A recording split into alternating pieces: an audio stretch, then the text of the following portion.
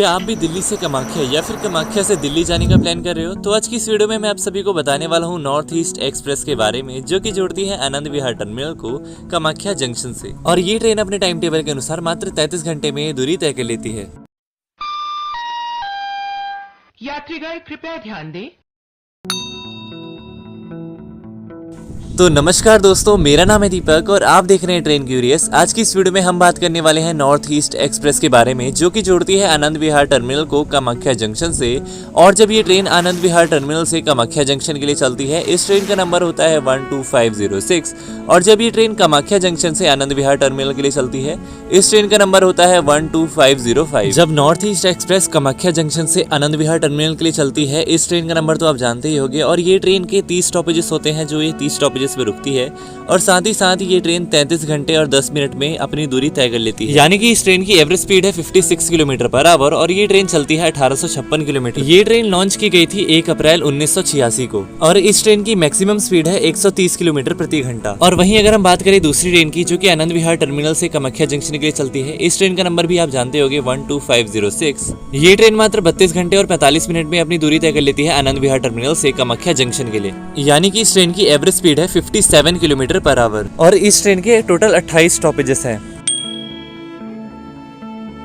तो चलिए अब हम बात कर लेते हैं नॉर्थ ईस्ट एक्सप्रेस के कोच पोजीशन की, जो ट्रेन आनंद विहार टर्मिनल से खुल के कामाख्या जंक्शन के लिए जाती है, यानी कि ट्रेन नंबर 12506। तो इस ट्रेन की कोच पोजीशन कुछ इस प्रकार है, जो कि ऑर्डर वाइज मैं बताने वाला हूँ। सबसे पहले इस ट्रेन में होता है SLR यानी कि सिटिंग एंड लगेज।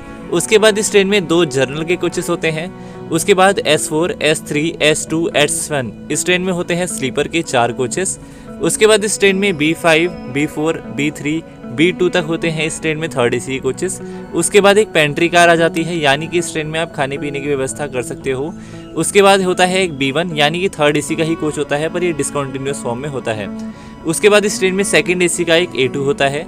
उसके बाद एक 1st AC का H1 होता है। देन उसके बाद A1 यानी कि 2nd AC का एक कोच होता है। उसके बाद M5, M4, M3, M2 and M1 3rd AC economy के कोचेस होते हैं। उसके बाद EOG होता है। देन उसके बाद होता है हाई कैपेसिटी पार्सल वैन, जो कि HCP में होता है। और फाइनली ये ट्रेन यहाँ पर खत्म हो जाती है। इसके बाद हम बात कर लेते हैं जो ट्रेन कामाख्या से खुल के आनंद विहार टर्मिनल के लिए आती है, इस ट्रेन का कोच पोजीशन क्या है। इस ट्रेन का नंबर आप जानते ही होंगे 12505। और इस ट्रेन के कोच पोजीशन कुछ इस प्रकार है, जो कि मैं आप सभी को ऑर्डर एंड सीक्वेंस वाइज बताने जा रहा हूँ। सबसे पहले इसमें हायर कैपेसिटी पार्सल वैन यानी कि HCP होता है। उसके बाद इस ट्रेन में M1 होता है, M2, M3, M4, M5 3rd AC economy के 5 कोचेस हो गए। उसके बाद इस ट्रेन में A1 यानी कि 2nd AC का फर्स्ट एक कोच होता है। देन उसके बाद H1 होता है 1st AC का कोच। देन उसके बाद A2 यानी कि 2nd AC का ही दूसरा कोच। उसके बाद इस ट्रेन में B1 होता है एंड पेंट्री कार उसके बाद होती है।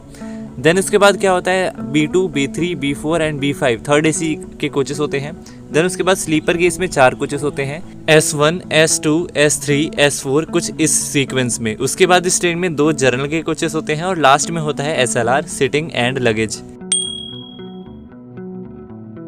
और अगर नॉर्थ ईस्ट एक्सप्रेस के टाइम टेबल की बात की जाए, तो चलिए पहले हम बात कर लेते हैं नॉर्थ ईस्ट एक्सप्रेस की, जो कि आनंद विहार टर्मिनल से खुल के कामाख्या जंक्शन के लिए जाती है। ये ट्रेन 7:40 पर प्लेटफॉर्म नंबर 4 से आनंद विहार टर्मिनल से रवाना हो जाती है सुबह के। उसके बाद ये सुबह के 9:13 पर पहुंच जाती है अलीगढ़ जंक्शन में। टुंडला में इसका स्टॉपेज होता है 10:30 बजे, जो कि सुबह रुक जाती है। उसके बाद 11:38 पे ट्रेन इटावा में पहुंच जाती है। उसके बाद कानपुर सेंट्रल में इसका अगला स्टॉपेज होता है 13:25 यानी कि दोपहर के 1:25 पर। फतेहपुर में ट्रेन 14:30 पे रुकती है 2:30 बजे दोपहर के। 16:05 पे प्रयागराज जंक्शन में इसका स्टॉपेज होता है। पंडित दीनदयाल उपाध्याय में ट्रेन रुक जाती है 18:40 यानी कि शाम के 6:40 पर। 19:54 पे ट्रेन पहुंच जाती है बक्सर में। आरा जंक्शन में ट्रेन 20:40 पे पहुंच जाती है। दानापुर में ट्रेन 21:25 पर। पाटलिपुत्र में ट्रेन 21:45 पर रुक जाती है। इसके बाद ये ट्रेन पहुंच जाती है बरौनी जंक्शन में, जो 12:25 रात के रुकती है। उसके बाद 12:51 रात की ये ट्रेन पहुंच जाती है बेगूसराय। 1:43 सुबह की ये ट्रेन पहुंच जाती है खगड़िया जंक्शन। 1:54 पे मानसी जंक्शन में पहुंच जाती है। और इसके बाद भी ऐसे बहुत सारे रेलवे स्टेशन हैं जो कि छोटे छोटे और काफ़ी कम दूरी पर रुकते हैं, इसीलिए अगर मैं आप सभी को बताऊंगा तो काफ़ी वीडियो लंबी हो जाएगी, इसीलिए मैं आप सभी को स्क्रीन पे दिखा दे रहा हूँ। आप उनके स्टेशन और उसके टाइमिंग को देख सकते हो। इस ट्रेन के स्टॉपेजेस में न्यू जलपाईगुड़ी जंक्शन और जलपाईगुड़ी रोड भी आता है, जो कि 8:20 और 9:20 पर रुकती है रेस्पेक्टिवली। पर फाइनली 1856 किलोमीटर की दूरी तय करने के बाद ये ट्रेन पहुंच जाती है कामाख्या जंक्शन शाम के 16:25 यानी कि शाम के 4:25 पर प्लेटफॉर्म नंबर 4 पर। और ट्रेन नंबर 12505 यानी कि जो ट्रेन कामाख्या जंक्शन से आनंद विहार टर्मिनल के लिए चलती है, इस ट्रेन के टोटली 30 स्टॉपेजेस होते हैं, जो कि मैं आप सभी को बताने वाला हूँ। ये ट्रेन कामाख्या जंक्शन से दोपहर के 12:40 पर मोस्टली प्लेटफॉर्म नंबर 4 से रवाना हो जाती है। इसके बाद इस ट्रेन के बहुत सारे छोटे छोटे कम दूरी पर स्टॉपेजेस हैं। अगर उन स्टॉपेजेस को मैंने गिनवाया तो वीडियो काफी ज्यादा लंबी हो सकती है, इसीलिए चलिए हम बेगूसराय से शुरू करते हैं अपनी टाइम टेबल की यात्रा। बेगूसराय में ट्रेन 2:08 रात के पहुंच जाती है। बरौनी जंक्शन में 2:40। पाटलिपुत्रा में इसका स्टॉपेज होता है 5:35 पर प्लेटफॉर्म नंबर 4 पे। दानापुर में ट्रेन 5:58 सुबह के पहुंच जाती है। आरा जंक्शन में 6:51। 7:40 पे बक्सर में। उसके बाद ये ट्रेन दीनदयाल उपाध्याय जंक्शन में पहुंच जाती है 9:50 पर। प्रयागराज जंक्शन में इसका स्टॉपेज होता है 12:25 पर। फतेहपुर में 13:38 यानी कि दोपहर के 1:38 पर। कानपुर सेंट्रल में दोपहर के 3 बजे रुक जाती है यानी कि 15 बजे। इटावा जंक्शन में 16:35। टुंडला में शाम के 6 बजे। अलीगढ़ जंक्शन में ट्रेन 6:55 शाम के रुकती है। गाजियाबाद में इसका स्टॉपेज होता है 21:13 यानी कि शाम के 9:13 पर। और आनंद विहार टर्मिनल में ट्रेन पहुंच जाती है 21:50 यानी कि रात 9:50 पर। दोनों ही साइड के टाइम टेबल मैंने आप सभी को बता दिए हैं। ये टाइम टेबल जब है जब ये ट्रेन लेट ना हो, और लेट हो तो बात कुछ और ही रहेगी।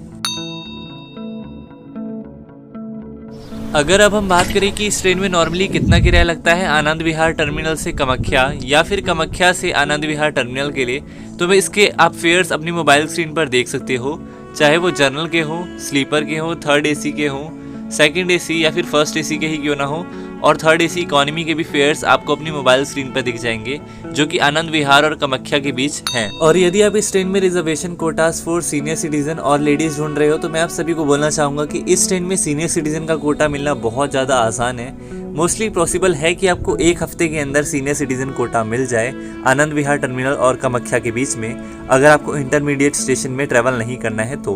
मतलब कि सोर्स स्टेशन से डेस्टिनेशन स्टेशन का आपको आराम से सीनियर सिटीजन का कोटा मिल जाएगा। पर अगर आप लेडीज़ कोटा ढूंढ रहे हो सोर्स से डेस्टिनेशन का, तो मैं आप सभी को बोलना चाहूँगा कि मिनिमम आपको आई थिंक 1 महीना वेट करना पड़ेगा, क्योंकि मोस्टली 1 महीने तक आप सभी के लिए टिकट्स अवेलेबल नहीं होगी लेडीज़ में। बाकी आपको ट्राई जरूर से करना चाहिए, हो सकता है आपका लक अच्छा हो और आपको टिकट्स मिल जाए। ट्राई करना कोई बुरी बात नहीं है। अगर नॉर्थ ईस्ट एक्सप्रेस के कॉम्पिटिटर्स की बात की जाए, तो मैं आप सभी को बोलना चाहूँगा कि काफ़ी सारी ट्रेनें आपको गुवाहाटी ले जाएगी और काफ़ी सारी ट्रेनें आप सभी को कामाख्या जंक्शन में भी ले जाएगी।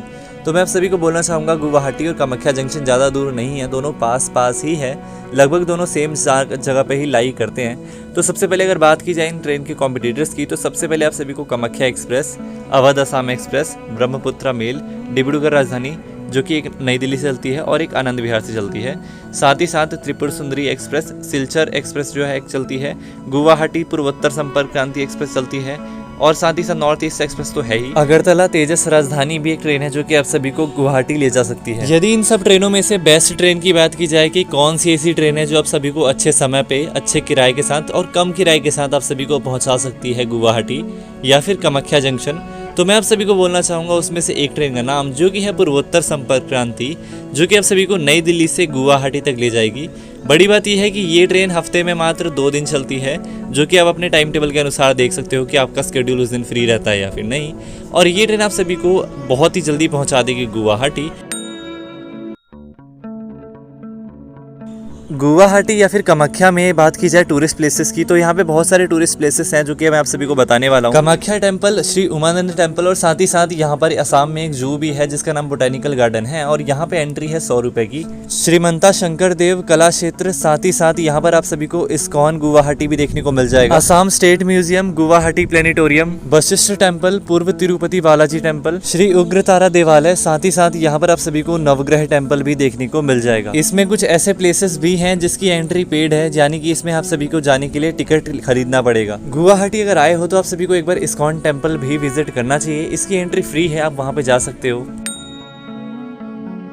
वीडियो को खत्म करने से पहले मैं आप सभी को कुछ रिकमेंडेशन देना चाहूंगा जो कि आपकी काफी काम आ सकती है ट्रैवलिंग से पहले नॉर्थ ईस्ट एक्सप्रेस के लिए। सजेशन नंबर में 1 मैं ये देना चाहूंगा कि अगर आप आनंद विहार से कामाख्या जाने की सोच रहे हो तो आप सभी को मैं बोलूंगा कि आप 1.5 महीने पहले कम से कम टिकट बनाने की कोशिश कीजिएगा, क्योंकि इस ट्रेन में वेटिंग लिस्ट हो जाता है 1.5 महीने तक।